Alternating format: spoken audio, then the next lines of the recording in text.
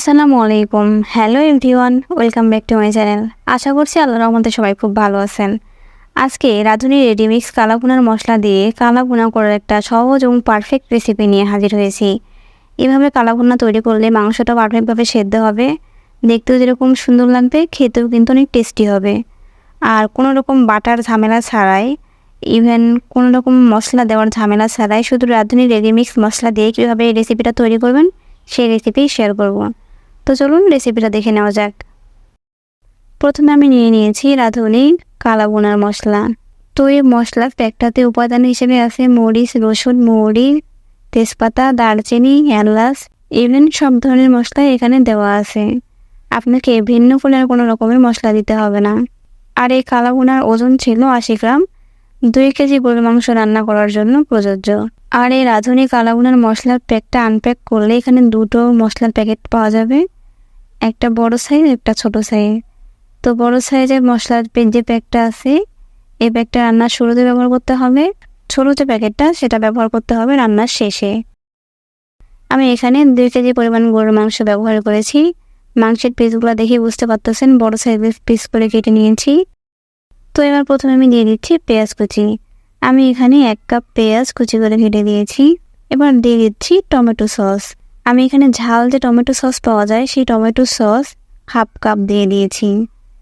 আর এর উপরে দিয়ে দিচ্ছি সয়া সস। আমি এখানে সয়া সস ব্যবহার করেছি 2 চামচ। আর এবার দিয়ে দিচ্ছি রাঁধুনি কালা ভুনার যে মশলার প্যাকেটটা ছিল, বড় সাইজের যে প্যাকেট, সেই প্যাকেটের মশলাগুলো দিয়ে দিলাম। এরপরে আমি এখানে দিয়ে দিব তেল। 2 কেজি মাংসের জন্য আমি এখানে 1 কাপ তেল দিয়ে দিলাম। তো তেল দেওয়া শেষ হয়ে গেলে এবার এখানে দিয়ে দিচ্ছি স্বাদ অনুযায়ী লবণ। অবশ্যই এখানে লবণের পরিমাণটা কম দিয়ে দিবেন, কারণ সয়া সসে কিন্তু অনেক লবণ থাকে। সো লবণটা একটু কম দিয়ে ভালোভাবে মাখিয়ে নেবেন। এখানে কিন্তু আর ভিন্ন করে কোনো রকমের মশলা দিতে হবে না। আমি আগে বলেছি এখানে কিন্তু সব ধরনের মশলা দেওয়া থাকে। বাটার ঝামেলা ছাড়া একেবারে সহজ উপায়ে কালো ভুনাটা তৈরি করতে পারবেন। তো আমি প্রায় 1 থেকে 1.5 মিনিট ভালোভাবে একটু মাখিয়ে নিচ্ছি। এটা মাখানোর সময় কিন্তু কালো ভুনার একটা সুন্দর কালার চলে আসবে। আপনারা দেখতেই পাচ্ছেন ধীরে ধীরে কালারটা কিন্তু অনেক গাঢ় হয়ে যাচ্ছে। আর এখনই কিন্তু অনেক সুন্দর লাগতেছে দেখতে। আমি নিজেও অবাক হয়ে গেছি। আর আমি এটা ফার্স্ট টাইম বানাচ্ছি, অনেক আগ্রহ নিয়ে বানিয়েছি, কিন্তু যখন ভিডিওটা এডিট করি তখন আমার এই মাংসটা টেস্ট করা শেষ। সো আমি বলতেই পারি এক কথায় অসাধারণ একটা রেসিপি। তো দেখতেই পাচ্ছেন এটা ম্যারিনেট করা শেষ হয়ে গেছে। এবার আমি এখানে দিয়ে দিচ্ছি পানি। আমি এখানে 1 কাপ পানি দিয়ে দিয়েছি। আর 1 কাপ পানি ব্যবহার করার পরে আবার একটু নেড়ে চেড়ে মিক্সড করে এটা আমি চুলায় বসিয়ে দিব।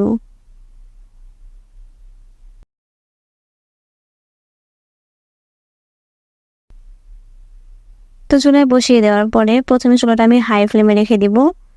আর অবশ্যই মাঝে মধ্যে একটু নেড়ে দিব। আমার মন চাইছিল আমি যখন রান্নাটা করে 40 মিনিট প্রায় লেগেছে সময়, এই 40 মিনিটের ভিডিওটা আপনাদের সাথে শেয়ার করি। কিন্তু দুঃখের বিষয় এত বড় ভিডিও দিলে আমার দর্শক আমার পেটাবে এক কথায়। তো যাই হোক, এরপরে মাঝে মধ্যে এরকম নেড়ে দিচ্ছি। আর কিছুক্ষণ নেড়ে চেড়ে নেওয়ার পরে এই মাংস থেকে কিন্তু অলরেডি অনেক পানি ছাড়বে। আমরা যদি চুলাটা একটু কমিয়ে রাখি তাহলে কিন্তু এই পানি দিয়ে মাংসটা সেদ্ধ হয়ে যাবে। আর যেহেতু মাংসের পিসগুলো একটু বড়, সেহেতু মাংসগুলো সেদ্ধ হতে অনেক সময় লাগবে। তো মাঝে মধ্যে এরকম ঢাকনা সরিয়ে নিচ্ছি আর নেড়ে নিচ্ছি যাতে নিচে লেগে না যায়। প্রায় 3 থেকে 4 বার এভাবে নেড়ে নিচ্ছি। এ পর্যায়ে দেখতেই পাচ্ছেন মাংস দিয়ে কিন্তু পানি ছাড়ছে। তো এই পানিটা শুকানো পর্যন্ত অপেক্ষা করব। আর অবশ্যই চুলাটা মিডিয়াম টু হাই হিটে থাকবে। আপনারা চাইলে লো হিটে দিয়েও রান্না করতে পারেন। তারপরে কিন্তু এখানে পানি ব্যবহার করতে হবে, যেহেতু মাংসের পিসগুলো বড়। যদি ছোট পিস হতো তাহলে কিন্তু পানি ব্যবহার করার প্রয়োজন ছিল না। তো ঢাকনা দিতেছি, নাড়তেছি এবং আবারও ঢাকনা দিয়ে রাখতেছি। এইভাবে আমি মাংসটা কষিয়ে নিলাম। দেখতেই পাচ্ছেন মাংসের কিন্তু সুন্দর একটা কালার চলে এসেছে। আর এভাবে পানিটা যখন শুকিয়ে যাবে তখন আমি এখানে দিয়ে দিচ্ছি আবারও পানি। পরিমাণ মতো পানি দিয়ে নেড়ে দিব। 1 কাপ করে পানি দেওয়ার প্রয়োজন নেই। মাংসটা যাতে হালকা একটু ডুবে যায় এবং হালকা একটু ভাসে, এই অবস্থায় পানিটা দিয়ে দিব। আর অবশ্যই এখানে গরম পানি ব্যবহার করব। আপনারা অবশ্যই চেষ্টা করবেন গরম পানি ব্যবহার করার, তাহলে মাংসের টেস্টটা ভালো থাকবে। তো গরম পানিটা দেওয়ার পরে চুলাটা প্রথমে হাই হিটে রেখে দিব। যখন পানিটা এভাবে ফুটবে তখন আমি হালকা একটু নেড়ে নিচ্ছি।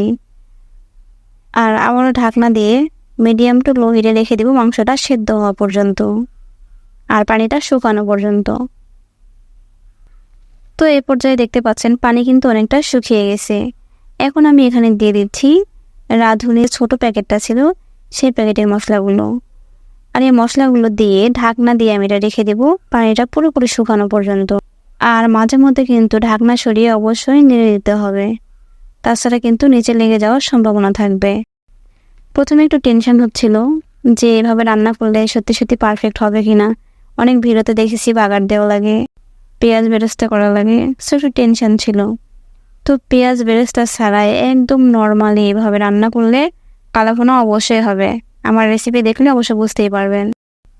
এ পর্যায়ে মাংসটা কিন্তু সেদ্ধ হয়ে গেছে আর ধীরে ধীরে এটা কালার কিন্তু অনেক গাঢ় হয়ে আসতেছে। আপনারা এই কালাভুনা কীভাবে তৈরি করবেন, রাঁধুনি কালাভুনা মশলার যে প্যাকেটটা আছে প্যাকেটে কিন্তু লেখা থাকবে। আপনারা চাইলে এই প্যাকেটের নিয়ম দেখে রান্না করতে পারেন, এটা টেস্ট কিন্তু ভালো আসবে। যত সময় যাচ্ছে মাংসগুলোর কালার কিন্তু তত গাঢ় হয়ে আসতেছে আর নিজের কাছে অনেক ভালো লাগতেছিল। এক কথায় একদম অন্যরকম একটা ফিলিংস ছিল এই রান্নাটা করার সময়। একটু টেনশন ছিল যে আসলে হবে কিনা, আবার যখন কালারটা একটু গাঢ় হয়ে আসতেছিল অনেক ভালো লাগতেছিল। তো এইভাবে আমি কিছুক্ষণ পর পর নেড়ে দিয়েছি। এরপর যে আমার মাংস কিন্তু দেখতেই পাচ্ছেন উপর দিয়ে তেল ছাড়তেছে। তো আমি মাংসের তেলগুলো পুরোপুরি শুকিয়ে নিব।